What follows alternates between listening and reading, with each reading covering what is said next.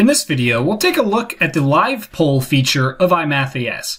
And the LivePoll feature is kind of like a really awesome clicker question setup.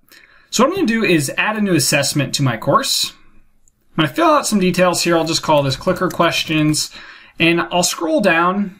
And for the purpose of this video, I'm just going to have everything open. Unlimited attempts, 0 penalty. The important part is the display method, which you should be setting to LivePoll if you want to use this feature. So I'll set that to LivePoll, quickly set some other defaults, and then I'll just create this assessment. What I'm going to do, I have a couple of questions that I pre-wrote that I'll just add into this LivePoll assessment.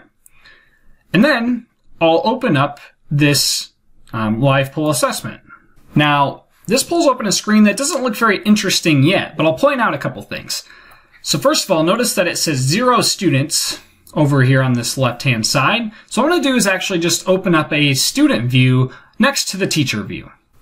Okay, so now on the right-hand side, I still have my teacher view, but on the left-hand side, I'm also logged in as John Doe, who's a student in this course. So we've got some options here as a teacher to show question on the computer before it is opened for student input. Show the results live as students submit answers. I'll select that one.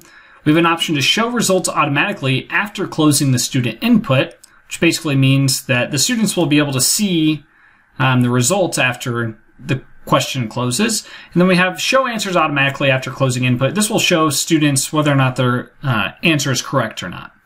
So we can hide those settings. So if you press hide, it'll hide those. You can always edit them again by pressing this edit settings link on the left-hand side. Now what we'll do is select a question. So I'll just click on question 1 and it'll load question 1 onto my screen over here. And again, we have some options here where we can select how we want things to behave. And then when you press this open student input button, what it's going to do is open that up to all of the students. So now over here on John Doe's side of the screen, now we see this question that I just opened up. And if I pretend to be John Doe and enter some answer, I'll submit this, it shows it as saved on his end, and notice that it showed up over on the teacher's end. So as John Doe submits work, it's going to be updated on the teacher's end. And this is a little more interesting when you have more than one student, but this is going to happen for all students. The results are just going to come into the teacher's view in live time. Now when I close the student input, what it's going to do is close that up. John Doe can no longer submit anything, but it shows him that his answer was correct. Now we can switch questions. Maybe we look at question number 3. John Doe doesn't see it yet because I haven't opened it yet, but once I open the student input, it'll show up on John Doe's screen. So now John Doe can answer this question. Maybe he selects x cubed, submits that, then I see it over on the teacher's end in live time. So this is a nice way to have clicker type questions, and you can hide the results. Like if you don't want students to see the results on your end, you can hide the results or you can show them based on how you want to be handling the LivePoll results.